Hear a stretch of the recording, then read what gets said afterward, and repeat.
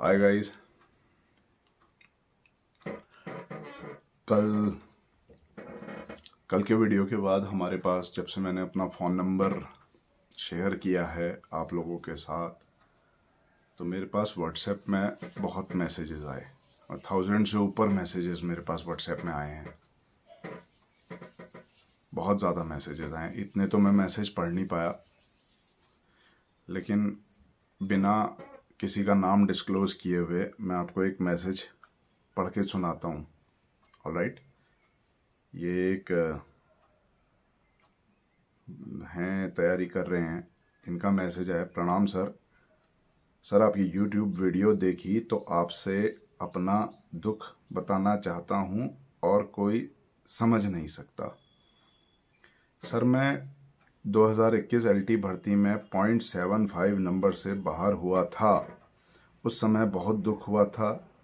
2-3 महीने तक रोज़ रात को नींद नहीं आती थी, लेकिन फिर हिम्मत करके दोबारा तैयारी में लग गया था।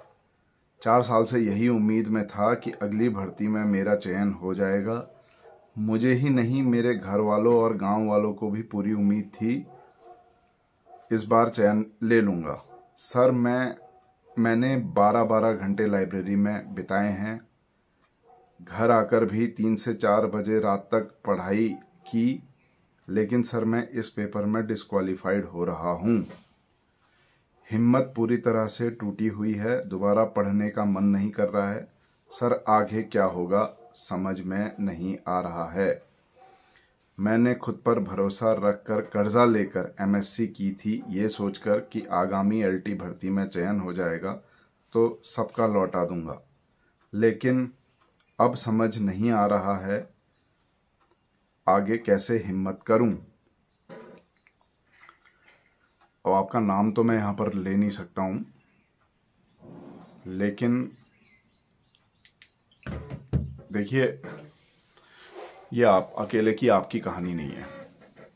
मैं आपको एक छोटी सी, चलिए, एक दिलासा आपको मिल जाए, थोड़ा आपको ढांढस बांधने के लिए आपको एक कहानी सुनाता हूँ। देखिए, मैं MSc कर रहा था। MSc फर्स्ट ईयर में मैं जब था, तो उससे पहले मेरे ग्रेजुएशन करके जो मेरे फ्रेंड सर्कल हुआ करता था वो सब इधर उधर चला गया था। अधिकांश फ्रेंड सर्कल जो हमारा होता है वो 12th के बाद बिखर जाता है। कोई इंजीनियरिंग करने चले जाता है, कोई मेडिकल, कोई कुछ कोई कहाँ। 2-4 इक्का दुक्का साथी रह जाते हैं, वो आपके ग्रेजुएशन तक साथ रहते हैं, उसके बाद वो भी अलग अलग हो जाते हैं। तो MSc में मैं बिल्कुल अकेला पड़ गया था। जब मैं MSc कर रहा था, MSc जूलॉजी पिथौरागढ़ कॉलेज से की मैंने। बहुत बढ़िया कॉलेज है और बहुत अच्छा एनवायरनमेंट है वहाँ पिथौरागढ़ में। मुझे तो बहुत मज़ा आया। तो जब मैं वहाँ MSc कर रहा था, जब मैं MSc में पहुँचा, उससे पहले जो मेरे दोस्त जो बिछड़ गए थे वो तब तक कमाने लग गए थे, वो जॉब में आ गए थे। और जब मैं MSc में उन लोगों को देखता था, मतलब उनका फ्यूचर सिक्योर हो गया था। कोई किसी में चला गया था, कोई कहीं चला गया था। तो उनको देख के मुझे थोड़ी घबराहट होने लग गई थी कि मेरा क्या होगा, क्योंकि मैं हकीकत तो मैं भी जानता था ये MSc करने से कुछ नहीं होता है। मेरे जैसे हज़ारों लोगों ने यहाँ से MSc की है। यहीं से नहीं, पूरे भारत में हज़ारों लोग MSc करते हैं। क्या होता है उनका, कुछ होता थोड़ा ना है। तो मैं थोड़ा सा घबराता था उस समय, क्या करूं क्या नहीं करूं। मुझे रात को नींद नहीं आ पाती थी और ऐसी परेशानी हुई कि मुझे इंसोम्निया की बीमारी हो गई। इंसोम्निया की बीमारी वो बीमारी होती है कि आपको नींद नहीं आती है। आज तक मैं उससे जूझ रहा हूँ। 24 घंटों में से मैं सिर्फ 1.5 घंटा, 1 घंटा या 2 घंटा मैक्सिमम सो पाता हूँ। उससे ज़्यादा मुझे नींद नहीं आती है और मैं इस बात से परेशान भी रहता हूँ। अब जब मुझे मान लीजिए 2 घंटा भी नींद आती है तो वो सफिशिएंट होती है। अब शरीर इस तरीके से ढल गया है, लेकिन ये गलत है। तो ये तब की घबराहट है कि मेरा क्या होगा। कोई गाइडेंस करने वाला नहीं, कोई बताने वाला नहीं होता। कॉलेज के प्रोफेसर जो होते हैं, मुझे लगता है कि वो भी आपकी मदद नहीं करते हैं। मेंटर नहीं होता कोई। समझ रहे हैं? आपके शिक्षक तो आपको बहुत मिल जाएंगे, पर आपका मेंटर आपको कोई नहीं मिलता। तो एक दिन हम अचानक से ऐसे ही खड़े थे पिथौरागढ़ में। तो नीचे से दो प्रोफेसर आ रहे थे, ऊपर सीढ़ियाँ चढ़ते हुए आ रहे थे, और हम ऊपर दो चार दोस्त हम खड़े थे। तो वहाँ पर ये डिस्कशन चल रहा था कि आगे फ्यूचर में क्या सोचा है। तो सब कोई कह रहा था, सबके प्लानिंग सबके मन में थी, क्योंकि उनके पेरेंट्स, उनके फादर वगैरह बहुत, देखिए पेरेंट्स का बहुत बड़ा रोल होता है गाइडेंस करने में, खासकर फादर का, क्योंकि मेरे फादर जब मैं बहुत छोटा था तभी एक्सपायर हो गए थे। तो हमको ऐसी गाइडेंस कभी मिली नहीं, किसी ने मतलब घर में हमको उठा के ये नहीं बोला। मदर जो है, मदर ने हमको पाला पोसा, लेकिन करियर के मामले में थोड़ा मदर भी कितनी हेल्प कर पाती है वो आप सब जानते हैं। हमको पाल पोस के बड़ा कर दिया, यही हमारे लिए खुशनसीबी वाली बात है। तो सबके मन में, सारे बच्चों के मन में उनके करियर फिट थे कि हम ये करेंगे, ये करेंगे, अब यहाँ से ये, यहाँ से पन्नगर, पीएचडी, ये वो सो। तो मैं उनको देख के और ज़्यादा डिप्रेशन में चला गया कि यार इनको इतना सब पता कैसे है, इनको इतना। तो जब मेरी बारी आई, मुझसे उन्होंने पूछा कि क्या बनोगे, मैंने कहा यार मुझे कुछ पता ही नहीं है, अभी सोचा ही नहीं है। तो हंसने लगे सब। तो हंसते हंसते मैंने भी एक मजाक में बात कह दी, अरे यार कुछ नहीं बना तो ये कॉलेज के प्रोफेसर ही बन जाऊंगा। तो वो लोग इतना सरप्राइज हुए, उन्होंने कहा तुझे पता भी है कि कॉलेज के प्रोफेसर बनते कैसे हैं? मैंने कहा नहीं, मुझे नहीं पता। उन्होंने फिर मुझे बताया कि एमएससी करनी पड़ती है, इतने परसेंटेज मार्क्स लाने पड़ते हैं, इतनी ज़्यादा पढ़ाई करनी पड़ती है, नेट क्वालिफाई करना पड़ता है। मैंने एमएससी में पहली बार वहाँ पर नेट एग्ज़ाम के बारे में बात सुनी। ऑलराइट। और घर आने तक, मैं वापस जब घर पहुंचा तो घर आने तक मैं थोड़ा सा चेंज हो चुका था, बदल चुका था। फिर मुझे थोड़ा सा एक करियर दिखने लगा कि अब मुझे ये करना है, राइट। तो मैंने फिर पढ़ाई करनी शुरू की। मेरी हैबिट इतनी ज़्यादा पढ़ने की नहीं थी, पर मैं थोड़ा सा भी पढ़ता था तो वो मैं याद रखता था। शार्प माइंड मतलब जिसको बोला जाता है, वो मेरा था। बस मैं बैठ नहीं पाता था पढ़ने के लिए, असहज हो जाता था। तो धीरे धीरे करके मैंने थोड़ा सा पढ़ना स्टार्ट किया, पढ़ाई की, और फिर हैबिट बनती गई, हैबिट बनती गई। एमएससी मैंने बहुत अच्छे से करी। एमएससी फर्स्ट ईयर में मैंने शायद यूनिवर्सिटी टॉप की थी, जैसा कि प्रोफेसर साहब ने मुझे बताया था जो हमारे थे। और फिर देखते देखते एमएससी फाइनल भी मैंने टॉप किया। मैंने बहुत पढ़ाई करी, बहुत मेहनत करी। एमएससी के तुरंत बाद मैंने नेट का फॉर्म भरा। अब नेट के फॉर्म मैंने भर तो दिया, लेकिन मुझे पता ही नहीं था कि नेट का पेपर कैसा आता है, कैसा होगा। तो एक दिन मैं बाइक चलाते चलाते घर आ रहा था, तो मेरे को सोच पड़े कि यार कैसे क्वेश्चन आएंगे नेट में। तो अचानक से पता नहीं कहां से दिमाग में खुद ही आया ये बात कि यार इस तरीके के शायद क्वेश्चन आ सकते हैं, जेनेटिक्स से रिलेटेड क्वेश्चन आ सकते हैं, मॉलिक्यूलर बायोलॉजी से आ सकते हैं। बाकी तो मुझे नहीं लगता कि नेट में आएंगे। और एग्जैक्टली हुआ भी वैसा ही। जब मैं पहली बार नेट का एग्ज़ाम देने गया तो मुझे क्वेश्चन कुछ कुछ वैसे ही मिले जो मैंने सोचे थे। तब मेरे नेट में 30% बनी, 30% के आसपास बनी, और क्वालिफाइंग होती थी 42-43% के आसपास। ऐसे मेरिट जाती थी। नेट का पेपर बहुत टफ होता था। खैर कोई बात नहीं, नेट का पेपर हर 6-6 महीने में होता था। तो मैंने फिर एक बार तैयारी करी, और इस बार तो मेरे को एक आइडिया लग गया था कि पेपर कैसा होगा। अब जब मुझे आइडिया हो गया पेपर कैसा है, तो फिर मैंने उसी तरीके से पढ़ाई स्टार्ट करी। अच्छी अच्छी बुक्स बटोरी, उनसे पढ़ना चालू किया। 17 घंटे, 16 घंटे, 24 घंटों में से पढ़ाई करता था। तो पढ़ाई करते करते करते करते जब नेट का पेपर देने गया तो मुझे पेपर अच्छा गया मेरा, कंपैरेटिवली पिछली बार की तुलना में इस बार नेट का मेरा पेपर अच्छा गया। जब रिजल्ट आया तो मेरिट गई थी शायद 43%, और मेरे मार्क्स जो आए थे वो आए थे 42.5%। तो सोचिए मुझ पे क्या बीती होगी। आपका मैसेज पढ़ के मुझे अपने ही दिन याद आ गए। मतलब हम तो रो भी नहीं सकते हैं, समझ रहे हैं? बहुत बुरी स्थिति थी। मैं भी टूट गया था, हताश हो गया था। मुझे भी ऐसा लग रहा था कि अब मेरा क्या होगा। उसके बाद कम से कम 1-2 हफ्ते तक तो मैं बड़ा अपसेट रहा, बहुत ज़्यादा अपसेट रहा। उसके बाद धीरे धीरे मुझे लगा यार जीवन तो आगे बढ़ता ही रहता है, जीवन किसी के लिए नहीं रुकता है, तो हमको भी थोड़ा बहुत दोबारा से स्टार्ट करना चाहिए। लेकिन पढ़ने का मन नहीं होता था, क्योंकि वही चीज़ दोबारा पढ़ने का मन नहीं होता जो एक बार आप बहुत परिश्रम से पढ़ चुके हैं। मैं जानता हूँ, मैं समझ सकता हूँ आप लोगों की स्थिति। खैर धीरे धीरे करके मेरे मन में फिर ये आया, यार मेरी 42.5% ही क्यों आई, मेरी 50 भी तो आ सकती थी, मेरी 60 भी तो आ सकती थी। तो मैं फिर इस पॉइंट ऑफ व्यू से सोचने लगा। किसी ने मुझे बताया कि कोचिंग सेंटर ज्वाइन करो, कोचिंग सेंटर जाओ, बट कोचिंग सेंटर जाने की कंडीशन हमारे पास नहीं थी, ना तो इतना समय ना इतना पैसा, और जिस शहर में कोचिंग सेंटर है वहाँ ना ठिकाना, कुछ पता ही नहीं है। ऑनलाइन का तब इतना ज़माना नहीं था, ऑनलाइन कोचिंग्स का, राइट। फिर दोबारा मैंने तैयारी शुरू की। आपने अभी वो एक पिक्चर देखी होगी ना, कौन सी आई थी वो, 12th फेल, उसमें वो एक डायलॉग है रीस्टार्ट, तो वही बस हमने भी रीस्टार्ट किया। मैंने दोबारा पढ़ाई करी, मैं दोबारा फॉर्म भरा। फॉर्म भी बड़ा कॉस्टली आता है, जनरल कैटेगरी वालों के लिए तो समस्या मतलब इतनी ज़्यादा विकराल रूप ले चुकी है। खासकर ये जो हमारी गवर्नमेंट है, ये हमारे बारे में बिल्कुल नहीं सोचती हैं। तो अभी आएंगे, इस पे भी बात आएंगे, रिजर्वेशन और इन सब बातों पे भी हम डिस्कस करेंगे। पर मैं अभी आपको एक स्टोरी इसलिए बता रहा हूँ ताकि आपको थोड़ा ढांढस आपका बांध सकूँ। मैं ढांढस बांधूंगा तो आपको फिर से हिम्मत मिलेगी। तो मैंने दोबारा तैयारी स्टार्ट करी, दोबारा से मेहनत करी, दोबारा पढ़ाई करी। मैंने कहा एक बार और ट्राई करते हैं।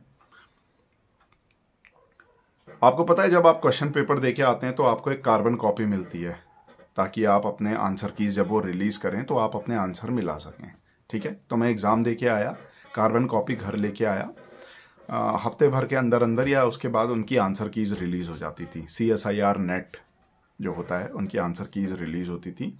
और जब आंसर कीज रिलीज होती थी वो मैंने अपने आंसर मिलाए, तो इस बार मेरी 44%, 45% समथिंग इस तरीके की बनी। मेरे को एग्जैक्टली याद नहीं है, राइट। मैं बहुत खुश हो गया, मुझे लगा यार पिछली बार 43 थी, इस बार भी 43 होगी परसेंट, 44 होगी। जब रिजल्ट आया तो परसेंटेज फिर से 43 के आसपास बनी, 43 या 44 बनी, एग्जैक्टली उतनी ही जितनी मेरे आंसर कीज में मिल रहे थे मार्क्स, नेगेटिव मार्किंग ऑल सब मिला के, ठीक है। मैं कितना खुश हुआ मैं आपको बता नहीं सकता, राइट। मैं बहुत ज़्यादा खुश हुआ, मतलब अलग ही बात थी। लोगों ने इतना अप्रिशिएट किया, लोगों ने इतना कॉन्ग्रेचुलेट किया, जहाँ जाता था वहाँ बड़ा सम्मान। क्योंकि नेट क्वालिफाई करना मेरे जैसे पिथौरागढ़ के लड़के के लिए, अल्मोड़ा के लड़के के लिए, बिना कोचिंग के, वो बहुत बड़ी बात होती थी। लोग नहीं कर पाते हैं, हालत ख़राब हो जाती है। अब तो कोचिंग सेंटर्स इतने हैं, आपको क्वेश्चन रटा देते हैं, लेकिन खुद पढ़ के अपने दम पे अगर आप क्वालिफाई कर जाएं तो वो बहुत बड़ी बात होती थी। तो बहरहाल बहुत लोगों ने कॉन्ग्रेचुलेट किया। जिस दिन रिजल्ट डिक्लेयर हुआ, कुछ महीने बाद रिजल्ट डिक्लेयर हुआ, उस रिजल्ट में मेरा नाम नहीं था। अब सोचिए कि मुझे कैसा शॉक लगा होगा। मुझे समझ में नहीं आया ये क्या हो गया मेरे साथ, जबकि आंसर कीज हमारी मिल रही हैं, सब मिल रहा है, सब कुछ हो रहा है। तो एक भाई साहब थे, उन्होंने UGC का नेट क्वालिफाई किया हुआ था, आर्ट्स लॉ से मेरे ख्याल से। तो उन्होंने मुझे गाइड किया कि आप एक बार दिल्ली जाओ, इसके हेड ऑफिस जाओ। मैंने कहा उससे पहले मैं फ़ोन करके देखता हूँ। एक तो ये आयोग जितने भी होते हैं, ये जो अपना फ़ोन नंबर दिए रहते हैं, ये कभी उस फ़ोन पे रिस्पॉन्स नहीं देते हैं, फ़ोन उठाते ही नहीं है। तो छात्रों के भविष्य के साथ खिलवाड़ आज का नहीं है, पुराना ही है। तो मैं जैसे तैसे दिल्ली पहुंचा, एक मेरे छोटे भाई का दोस्त था, उसके पास मैं रुका। और जिस दिन मैं वहाँ पहुंचा पता चला 3 दिन की छुट्टी है, और मेरे पास ना इतने पैसे थे, ना मेरे पास खाने पीने का कुछ, ना कुछ। तो वो तो मेरे दोस्त, छोटे भाई का दोस्त जो था, मैं उसके पास रुका। और उसने बड़ा बढ़िया सम्मान से मेरे को रखा, बहुत अच्छा लड़का है वो। आप शायद जानते होंगे, पिथौरागढ़ में आजकल पैराग्लाइडिंग करता है मखोलिया करके, देखिएगा उसके बहुत सारे वीडियोस आते हैं। और बड़ा हिम्मती लड़का, बड़ा प्यारा लड़का है। तो उसके पास मैं रुका था। फिर जिस दिन 3 दिन बाद जब वहाँ इंस्टीट्यूट खुला, पूसा में इनका, दिल्ली में इनका CSIR का हेड ऑफिस है वहाँ कहीं, तो मैं गया। तो वहाँ मैंने जब एक लेडी थी, अब लेडी का नाम यहाँ पर नहीं लेना चाहूँगा, लूँगा तो फिर आप उनके प्रति नफरत की भावना हो जाएगी आपके मन में, क्योंकि आगे की कहानी आपको पसंद आएगी। तो जब मैं उनके पास पहुँचा, मैंने उनको बताया कि मैम ये मेरी आंसर कीज़ हैं, कार्बन कॉपी है और मेरे इतने मार्क्स पूरे बन रहे हैं, तो एक बार आप चेक करिए। तो जब वो गई अंदर, वो फोटो कॉपी निकाल के लाई, क्योंकि इनके पास कंप्यूटराइज्ड होता है ना सब कुछ। हमने जो आंसर कीज इनको दिए रहते हैं, ये स्कैन करके इनके कंप्यूटर डेटा में स्टोर होता है। तो उसकी जब ये कॉपी निकाल के लाई, इन्होंने मुझे बताया नहीं, आपके फिर से आधे मार्क्स या 1 मार्क आपका कम बन रहा है। मैंने कहा मैम ऐसे कैसे हो सकता है, ये देखिए कार्बन कॉपी मिलाइए। तो जब वो ओरिजिनल की फोटो कॉपी लेके आई, तो उसमें मेरा एक क्वेश्चन मिटाया हुआ था, गायब था। क्वेश्चन नंबर 80 समथिंग कोई क्वेश्चन, एक नंबर था जो गायब था। और वो क्वेश्चन इतना सरल क्वेश्चन था, प्रोकैरियोटिक यूकैरियोटिक में क्या डिफरेंस होता है सेल्स में। अब एक बायोलॉजी स्टूडेंट को प्रोकैरियोटिक यूकैरियोटिक नहीं पता होगा, आप खुद सोचिए, जो नेट की तैयारी कर रहा है। खास बात ये थी कि नेट का एग्जाम उस बार पेंसिल से हुआ था। ये इंस्ट्रक्शन थे कि नेट का एग्जाम जो होगा, जो आप फिल करेंगे, वो बॉल पेन से नहीं, पेंसिल से करेंगे। तो मेरा जो कॉपी थी उसका एक आंसर मिटाया गया था। तो मैंने वहां पर जब ऑब्जेक्शन रेस किया, तो उन्होंने मुझे धक्के देके वहां से बाहर निकाल दिया, धक्के, लिटरली धक्के देके। तो जब मैं बाहर आया, जब बाहर उनके आदमियों ने मुझे बाहर छोड़ा, तो बाहर एक सज्जन मिले, वो वहीं काम करते थे और कुछ अच्छे पोस्ट में थे। तो उन्होंने मुझे अपने ऑफिस में बुलाया। मैंने कहा देखिए, आप लोगों की गलती है कि आप लोगों ने पेंसिल से क्वेश्चन, इतना बड़ा, इतने बड़े लेवल का पेंसिल से कराया, और आज मेरा एक क्वेश्चन उसमें से गायब है, जबकि मेरी कार्बन कॉपी में उसका प्रिंट है और सही आंसर है, फिर भी आप मुझे डिग्री देने से मना कर रहे हैं। तो उन्होंने कहा देखिए, एक बार RTI लगाइए, अब आपको कोर्ट जाना पड़ेगा। RTI लगाने के लिए भी 12-13 किलोमीटर दूर उनका ऑफिस था, वहां जाना था। ऑटो वाले 100 रुपये लेते थे, 100-200 रुपये, उतने पैसे भी नहीं थे हमारे पास। तो मैंने बड़ी मुश्किल से अरेंज करके मैं वहां गया, RTI लगाई, एक 10 रुपये की मेरे ख्याल से फीस भरी उनकी, और RTI का जवाब मेरे पास फिर वापस यहीं आया अल्मोड़ा में, लेकिन काफ़ी समय बीत गया था। मीनवाइल जब RTI का जवाब आया मेरे पास, तो उसके बाद फिर मैं लखनऊ गया, अपने एक बड़े भाई साहब हैं उनके पास, तो उनसे राय ली। उन्होंने कहा यार कोर्ट जाना पड़ेगा इसमें। अब कोर्ट भी कौन सी कोर्ट जाएं ये समझ में नहीं आया, क्या दिल्ली की कोर्ट जाएं, लखनऊ की कोर्ट जाएं। तो दिल्ली की 30,000 कोर्ट थी, 30,000 कोर्ट में मैं घुस गया।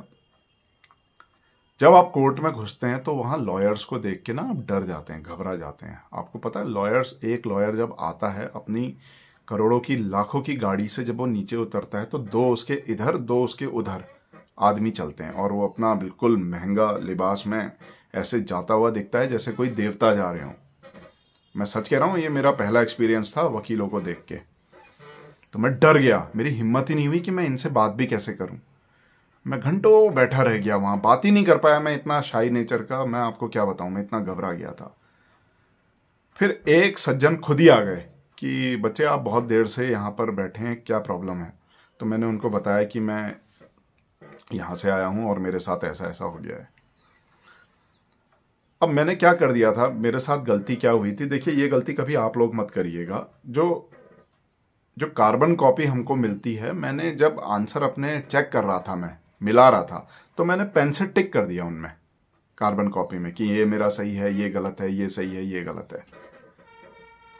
उसकी वजह से वो कार्बन कॉपी डिस्टॉर्टेड मानी गई कि सबूत के साथ छेड़छाड़ हो गया।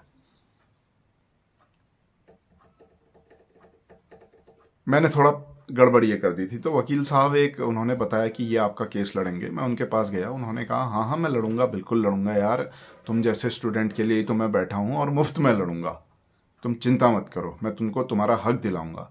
लेकिन जैसे ही उन्होंने वो कार्बन कॉपी देखी, उन्होंने कहा देखो यार ये कोर्ट में अब एडमिसिबल होगा या नहीं होगा, इस पे मुझे डाउट है, अदरवाइज तुम्हारा मैटर तो क्लियर है, तुम क्वालिफाइड मान के चलो खुद को, नेट क्वालिफाइड। कोई मतलब पूछे, डिग्री कोई मैटर नहीं करती है, कोई पूछे या नहीं पूछे, तुम नेट क्वालिफाइड हो। लेकिन कोर्ट इस बात को मानेगा या नहीं मानेगा, ये कोर्ट की डिस्क्रिप्शन पे है, मतलब कोर्ट के विवेक पे है। और कोर्ट का विवेक सबूतों के आधार पे होता है, और ये सबूत जो है उसके साथ तुमने थोड़ा छेड़छाड़ किया है, तो अब कोर्ट इसको अगर एक्सेप्ट नहीं करेगा तो ये पूरा पानी हो जाएगा। तो एक काम करो, तुम वापस घर लौटो। उन्होंने मुझे एक आइसक्रीम खिलाई, बड़ी महंगी सी, वकील साहब बहुत अच्छे थे, देखिए लोग बहुत अच्छे होते हैं। तुम वापस घर जाओ और फिर से तैयारी करो, लाइफ आओ। मैं घर आया, मैंने कसम खा ली कि मैं अब नेट का एग्ज़ाम दोबारा नहीं दूंगा, अब मुझे नहीं देना है, जब किस्मत में नहीं है तो नहीं देना है। तो इतनी बुरी स्थिति से मैं गुजर चुका हूं। अगर मैं नेट क्वालिफाई कर लेता तो मैं सीधे प्रोफेसर बनता। वैकेंसी थी, पोस्ट थी, उस समय सब जगह थी, रिक्वायरमेंट थी लोगों की। मेरे पास पहले से ही ये जो प्राइवेट कॉलेज, प्राइवेट यूनिवर्सिटी वाले हैं, ये पहले से ही मेरे पास कांटेक्ट किए रहते थे कि आपकी डिग्री आते ही आप सबसे पहले हमारी यूनिवर्सिटी में आके पढ़ाएंगे। मैं आपको, क्योंकि मेरी पहचान तब तक हो चुकी थी। अब मैं बिल्कुल ही बिखर गया था, टूट गया था, हताश निराश, क्योंकि कुछ है नहीं आपके पास लाइफ में, आप क्या करेंगे, कुछ नहीं कर सकते आप। तो आपकी जैसी स्थिति है ना, रात को नींद नहीं आती है, आप मुझसे पूछिए, मैं भी उस दौर से गुजर चुका हूँ। और ये मेरी अकेले की कहानी नहीं है, इसलिए ये लगभग सभी जनरल कैटेगरी के जितने हमारे भाई बंधु हैं उनकी है। आप बिल्कुल भी परेशान मत होइए, बिल्कुल भी परेशान मत होइए। देखिए फिर मेरे साथ क्या हुआ, फिर मैंने धीरे धीरे पढ़ाना स्टार्ट किया, ट्यूशन्स वगैरह स्टार्ट किए, क्योंकि पॉकेट मनी अपने को चाहिए थी, कोई नौकरी देता नहीं। नौकरी कहाँ लगती है ऐसे में, कहाँ पढ़ाते, क्या करते, नौकरी भी करने लायक भी तो नहीं थे, ना बीएड था ना कुछ था। तो मैंने पढ़ाना स्टार्ट किया। मेरे पास 1-2 बच्चे आते थे, उन 1-2 बच्चों से, 9th-10th के बच्चों से मैंने शुरुआत की, 9th के। तो उन 1-2 बच्चों से धीरे धीरे मेरे पास इतने बच्चे हो गए कि मेरा घर छोटा पड़ गया। और वो जो पहला बैच मैंने पढ़ाया था, उस बैच के सभी बच्चे, आज मैं बता रहा हूँ, उस बैच में जो पहला बैच था मेरा, उस बैच में से 5 या 6 तो डॉक्टर हैं, 3 उसमें से आर्मी ऑफिसर हैं जिन्होंने एनडीए क्वालिफाई किया था, और बाकी कोई कुछ कर रहा है, कोई बहुत अच्छी जगह पे है, सॉफ्टवेयर इंजीनियर है, कोई विदेश में है, कोई मर्चेंट नेवी में है। तो वहाँ से मेरी टीचिंग में घुसने की ये शुरुआत हुई। एकदम से थोड़ा सा लाइमलाइट में आया कि एक कोई टीचर इस तरीके का है जो बच्चों को पढ़ा रहा है और बहुत अच्छा पढ़ा रहा है। तो मुझे बड़े बड़े कोचिंग संस्थान जितने थे, इनके ऑफर आने चालू हुए। तो फिर एक कोचिंग संस्थान जो उस समय टॉप पे चल रहा था, वो था आकाश इंस्टीट्यूट, जहाँ मेडिकल के बच्चों को पढ़ाया जाता है। तो वहाँ मेरा सिलेक्शन हुआ। उसकी भी बड़ी अच्छी कहानी है, वो फिर कभी पढ़ाएंगे। लेकिन आकाश इंस्टीट्यूट में मेरा सिलेक्शन हुआ, वहाँ मैंने टीचिंग करी, वहाँ बच्चों को पढ़ाया। आकाश के बाद तो मैंने कई जगह पढ़ाया। तो लाइफ रुकी नहीं। देखिए पढ़ते, और फिर मीनवाइल मैं पढ़ते रहा। मैंने फिर तैयारी वगैरह तो कुछ खास इस तरीके की नहीं। फिर तो मन नहीं रह गया था, भरोसा उठ चुका था। ये मान के चले हैं कि किस्मत में ये सब नहीं है, लेकिन कुछ ना कुछ तो रोजगार करना ही है ना लाइफ में, हताश तो होना नहीं है। एक बुक में कहीं पढ़ा कि जिस ईश्वर ने दांत दिए हैं वही ईश्वर आपको रोटी भी देगा। समझ रहे हैं? तो हर किसी के भाग्य में उसके हक का अन्न लिखा हुआ है। इसके सिवा हमें कुछ नहीं चाहिए धरती पे जीने के लिए। तो आप हताश मत होइए, आपका नंबर मेरे पास आ चुका है, मैं आपसे कांटेक्ट करूंगा। आप बिल्कुल भी परेशान मत होइए। और अभी तो मेरिट लिस्ट आनी बाकी है एलटी एग्ज़ाम की। आप अभी से हताश हो जाएंगे। भाई मैं एक हकीकत मैंने बताई है कि लाइफ में कुछ भी हो सकता है। तो आप लोगों को प्रिपेयर रहने की ज़रूरत है, मेंटली थोड़ा स्ट्रांग रहने की ज़रूरत है। सबसे पहले तो पॉलिटिक्स वगैरह से थोड़ा सा दूर रहिए, ठीक है? जनरल कैटेगरी के लोगों के लिए इस देश में कुछ नहीं रखा। आज ही एक वीडियो देखा मैंने उत्तराखंड में। देखिए जनरल कैटेगरी वालों के लिए 100 में से सिर्फ 20 सीटें हैं, जो प्योर जनरल बॉयज़ हैं, सिर्फ 20 सीटें हैं। अब 20 सीटों पर लड़ने वाले कितने हैं आप खुद सोच लीजिए। 70% जनरल पॉपुलेशन है उत्तराखंड में, और 70% पॉपुलेशन के लिए मात्र 20% सीट।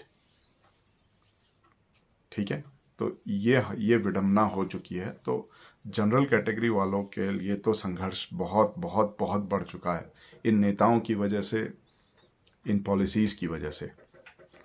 मैं भी पीड़ित रहा हूँ इस चीज़ से। तो मेरी समझ में ये आया कि मैंने फिर एक संगठन है AIEF, all India equality forum, वो ज्वाइन किया। ना मुझे RSS चाहिए, ना मुझे NSUI चाहिए, ना मुझे BJP चाहिए, ना मुझे कांग्रेस चाहिए। मुझे तो बस वही चाहिए जो मेरी बातें करे। तो धीरे धीरे लाइफ में ऐसे लोग मिले जिन लोगों ने हमें बताया कि ऐसे भी संगठन हैं जो जनरल कैटेगरी की पीड़ा को समझते हैं। तो AIEF उनमें से एक संगठन था जिससे मैं जुड़ा। मैं तो चाहूँगा कि जनरल कैटेगरी के जितने भी हमारे बच्चे हैं वो सब AIEF से जुड़ना चाहिए, क्योंकि आपका अपना एक संगठन होगा तो आपकी आवाज़ को बल मिलेगा। भाई 70% पॉपुलेशन के लिए 20% सीट का होना तो गलत है ना। आज ही एक वीडियो रिलीज़ हुआ है, कोई PCS की तैयारी कराते हैं, एक सर हैं, उनका वीडियो आप YouTube पे सर्च करिएगा उत्तराखंड के लिए। तो उन्होंने रिजर्वेशन को लेके कितना बढ़िया असेसमेंट उन्होंने दिया है। वो भी यही बात कह रहे हैं जो मैं कह रहा हूँ कि आपको अब संगठित होने की ज़रूरत है, और हताश होने की तो बिल्कुल भी ज़रूरत नहीं है। देखिए, कुछ ना कुछ आपके लिए ज़रूर करेंगे। हम कर पाए तो ज़रूर है, नहीं हम नहीं कर पाए तो हमारे पहचान के कोई ना कोई ज़रूर होंगे जो आपकी मदद करेंगे।